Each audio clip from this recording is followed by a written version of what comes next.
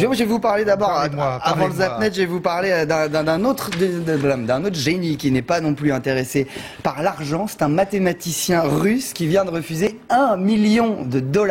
Il a résolu l'un des plus grands mystères mathématiques de ces 10 derniers siècles, rien que ça.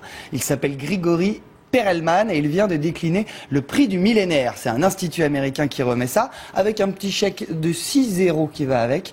Non merci, a répondu Grigori. Il avait déjà refusé l'équivalent du prix Nobel de mathématiques, une énigme vivante qui préfère vivre recluse dans son petit appartement de Saint-Pétersbourg. Emmanuel Raoul. Des chiffres sur un tableau noir, oui, mais sur des billets verts, non. Cela pourrait s'appeler le théorème de Grigori Perelman. Ce russe à la barbe épaisse et au regard perdu, c'est un peu l'Arlésienne des maths. Tout le monde en parle, mais personne ne le voit.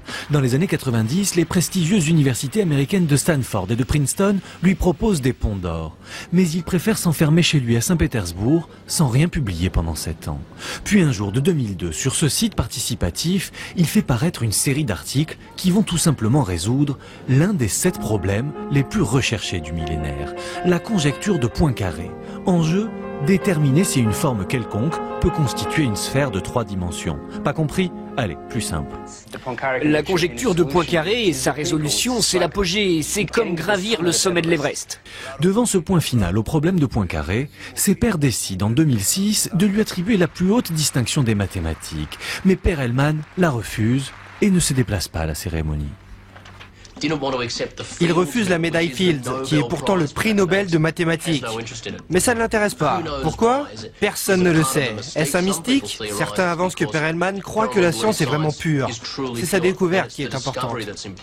Dans une de ses très rares interviews lâchées derrière la porte fermée de son appartement, il s'est ainsi justifié. Cela n'a aucun intérêt pour moi. Tout le monde a compris que la démonstration était correcte et je n'ai besoin d'aucune autre reconnaissance. Et voilà pourquoi il vient de refuser le prix du millénaire et son $1 million offert par le prestigieux Institut Clay. Selon une de ses voisines, son appartement ne compterait qu'une table, un tabouret et un lit crasseux. Il aurait même cessé toute recherche scientifique. Tandis qu'il reste muet, le monde mathématique se perd en conjectures. Ah, c'est un pur et dur. Hein. Refuser $1 million, bah,